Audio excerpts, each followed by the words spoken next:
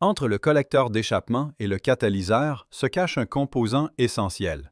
Sans lui, le moteur consommerait davantage de carburant, vibrerait à la décélération et l'accélération serait retardée. Cette vidéo explique le fonctionnement de la sonde lambda. Son composant principal est la sonde elle-même. Creuse et en silice, elle est constituée de couches internes et externes recouvertes d'une fine membrane poreuse faisant office d'électrode.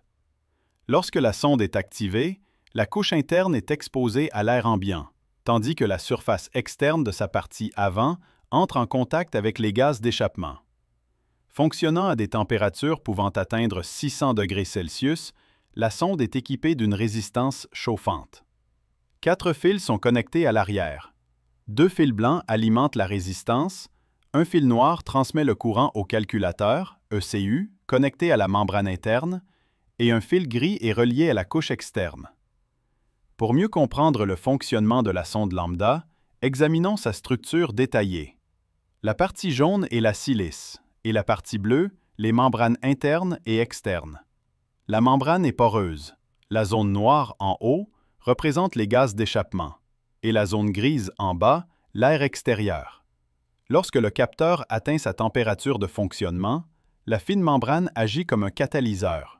Les molécules d'oxygène à l'intérieur et à l'extérieur du capteur entrent en contact avec la membrane et se dissocient en ions oxygène.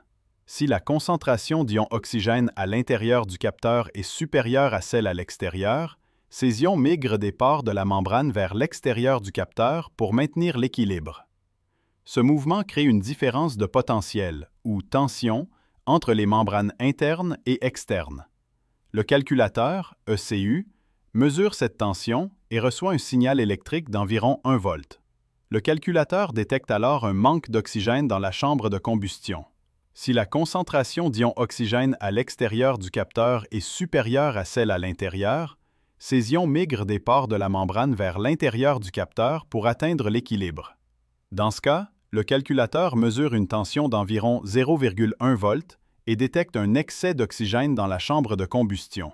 Grâce aux signaux de tension provenant de la sonde lambda, le calculateur moteur, ECU, ajuste le mélange air-carburant en modifiant le débit d'injection, le volume d'air admis et d'autres paramètres, permettant ainsi au moteur de fonctionner au plus près du rapport air-carburant optimal.